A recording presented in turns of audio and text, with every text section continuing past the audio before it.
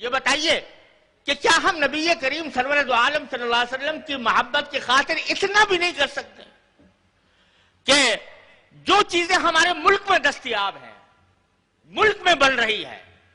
ان کو استعمال کر کے ان کو دھکا دے دیں، ان مصنوعات کو دھکا دے دیں جو ان گستاخ ممالک نے بنائی ہے؟ اگر یہ بھی نہیں کر سکتے تو بھائی پھر نبی کریم سرور دو عالم صلی اللہ علیہ وسلم کے اس ارشاد کی وعید ذہن میں رکھیے کہ تم میں سے کوئی مومن نہیں ہو سکتا جب تک کہ میں اس کو محبوب نہ ہو جاؤں، اپنی جان سے، اپنے مال سے، اپنی اولاد سے زیادہ محبوب نہ ہو جاؤں۔ اگر ہم یہ نہیں کر سکتے تو محض نعرے لگا لینے سے جناب محمد رسول اللہ صلی اللہ علیہ وسلم کی محبت کا حق ادا نہیں ہو سکتا۔ ہر مسلمان یہ طے کر کے اٹھے اور پھر اس تحریک کو آگے بڑھایا جائے کہ ان کا معاشی بائیکاٹ کیا جائے گا۔ اس کے لیے میں گزارش کروں گا اپنے تاجر برادری کے رہنماؤں سے کہ اس کو اپنا سب سے اہم نصب العین قرار دے کر فوری طور سے ایک ایسی جماعت کی تشکیل کی جائے کہ جو ان مصنوعات کا بائیکاٹ کرے، اور پھر اس کو صرف اپنے ملک کی حد تک نہ رکھا جائے، آگے بڑھایا جائے۔ اور انشاءاللہ اللہ تبارک و تعالیٰ کی رحمت سے امید ہے کہ اگر ہم اس چیز کو لے کر آگے بڑھتے ہیں تو ان لوگوں کو دن میں تارے نظر آ جائیں گے، اور پھر ان کے سارے دلائل کہ یہ آزادی اظہار رائے کے خلاف ہے وہ سب ختم ہو جائیں گے۔ ان کی آزادی اظہار رائے کا حال تو یہ ہے کہ یہودیوں کو اتنا تحفظ دیا ہوا ہے کہ اگر ان کی ہولوکاسٹ کے بارے میں کوئی شک پھیلانا چاہے، یہ بات کہ ہٹلر نے ان کے اوپر ظلم ڈھائے تھے اور جرمنی میں ان کے اوپر فلاں فلاں مظالم ہوئے تھے، یہ ایک تاریخی حقیقت ہے۔ اس تاریخی حقیقت کو اگر کوئی شخص ریسرچ کے ذریعے بھی اس کی تحقیق کرنا چاہے کہ کتنی بات سچی ہے کتنی بات غلط ہے، وہ جرم ہے ان قوانین کے، ان کے لوگوں کے قوانین کے اندر۔ کیوں؟ اس لیے کہ یہودی تو معصوم ہے، یہودی کا تو سارا ہر قسم کا تحفظ حاصل ہے۔ وہ اگر دہشت گردی کرے تو معاف، وہ اگر ایٹم بم اور میزائل بنائے تو معاف، وہ اگر فلسطینیوں کے بچوں اور عورتوں کو قتل کرے تو معاف، وہ اگر فلسطینیوں کو گھر سے اجارے تو معاف، وہ اگر اپنی مظلومیت کا جھوٹا ڈھنڈورا پیٹے تو معاف۔ اس کے کوئی جرم نہیں ہے۔ اگر جرم ہے تو صرف اسلام کا ہے، صرف مسلمانوں کا ہے کہ اگر وہ اپنے دفاع میں بھی ہتھیار اٹھاتے ہیں تو دہشت گرد ہے، ٹیررسٹ ہے۔ اگر وہ اپنی آزادی کے لیے بھی لڑائی لڑتے ہیں تو ان کو ٹیررسٹ کہا جاتا ہے، ان کو دہشت گرد کہا جاتا ہے۔ یہ تو ان قوموں کا انصاف ہے، یہ ان قوموں کی دو عملی ہے جو ہمارے سامنے آ رہی ہے۔ تو میرے بھائیوں اور بہنوں، ہمیں آج یہ عزم لے کر اٹھنا چاہیے کہ ہم ان ممالک کی مصنوعات کا مکمل بائیکاٹ کریں گے، اور انشاءاللہ اللہ تبارک و تعالیٰ نے اس کو کامیاب بنایا تو ان کو سب پتہ چل جائے گا کہ حضور اقدس صلی اللہ علیہ وسلم کی شان میں گستاخی کا کیا نتیجہ ہوتا ہے۔ یہ دوسرے اقدامات تھے جو میں نے عرض کیا معاشی سطح پر ہمیں اٹھانے چاہیے۔ تیسرا ایک پہلو اور بھی، وہ ہے تبلیغی اور دعوتی۔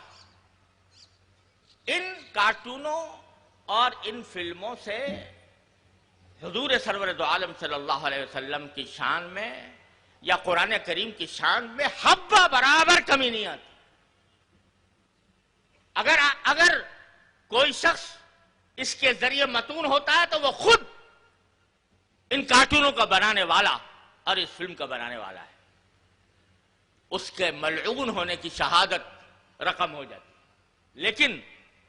ایک بات ضرور ہے کہ مغربی دنیا، اس میں سب لوگ ایک جیسے نہیں ہیں۔ مغربی دنیا میں ایک بہت بڑی تعداد ایسے انسانوں کی ہے جن کو سیاست سے کوئی تعلق نہیں، جن کو معلومات بھی نہیں۔ اس کا سارا مبلغ علم یہ ہے کہ سارا دن اپنے معاشی سرگرمیوں میں مشغول رہنے کے بعد شام کو ٹی وی آن کر کے اور اس میں ٹی وی میں جو کچھ دیکھتا ہے وہی اس کا مبلغ علم ہے، اس سے آگے وہ کچھ نہیں جانتا۔ ان کو اسلام کے بارے میں بھی کچھ پتہ نہیں، انہوں نے کبھی پڑھا بھی نہیں، انہوں نے کبھی دیکھا بھی نہیں، انہوں نے کبھی مسلمانوں کو برتا بھی نہیں. تو چونکہ آج کی دنیا میں تعلیم اور تبلیغ کا سب سے زیادہ وسیع ذریعہ میڈیا ہے، اور اس میڈیا کے اوپر جب اس قسم کے خاکے شائع کیے جاتے ہیں اور اس قسم کی فلم دکھائی جاتی ہے، جیسے یہ فتنہ نامی فلم، جو نام بھی اس نے بالکل سچا رکھا ہے، فتنہ،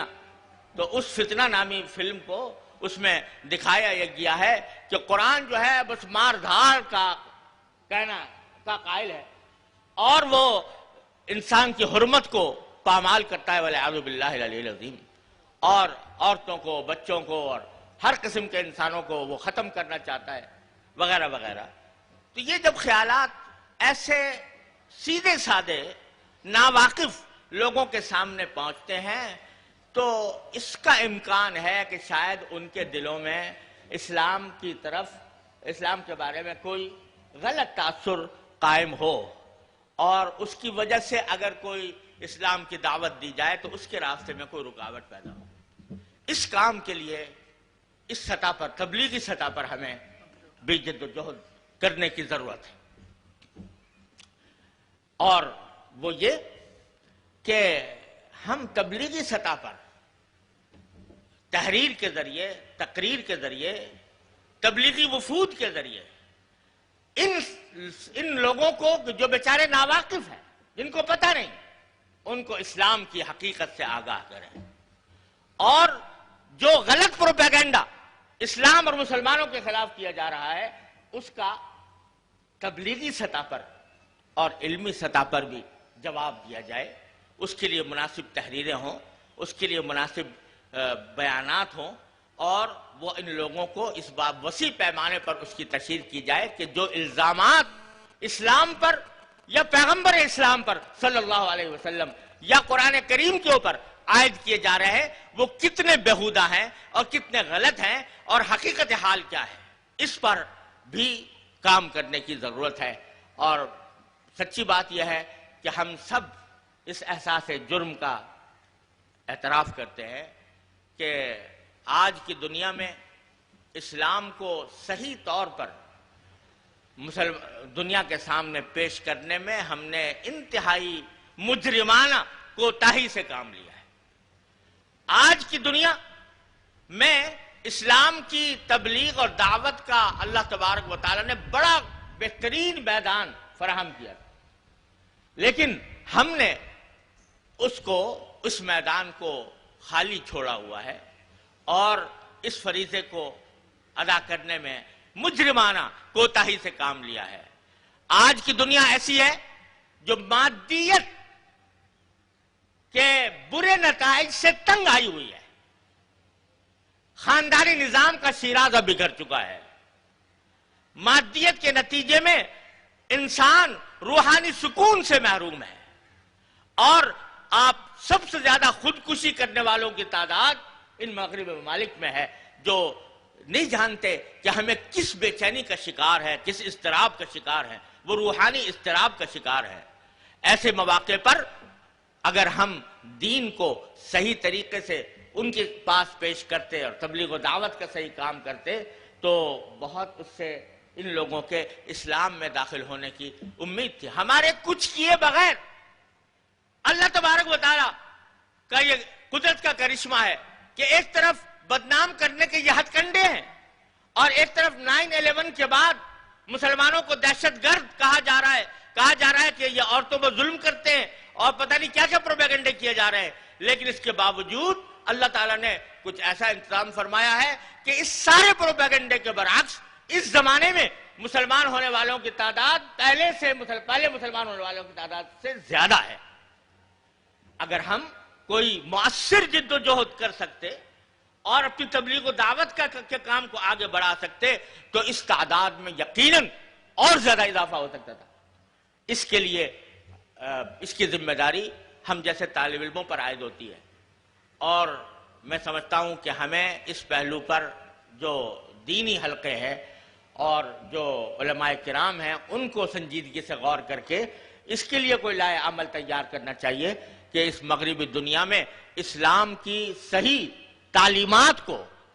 اجاگر کر کے لوگوں کو اس کی طرف دعوت دی جائے، اور جو غلط فہمیاں پھیلائی جا رہی ہیں، جو مغالطے ڈالے جا رہے ہیں، ان کا مؤثر جواب دیا جائے۔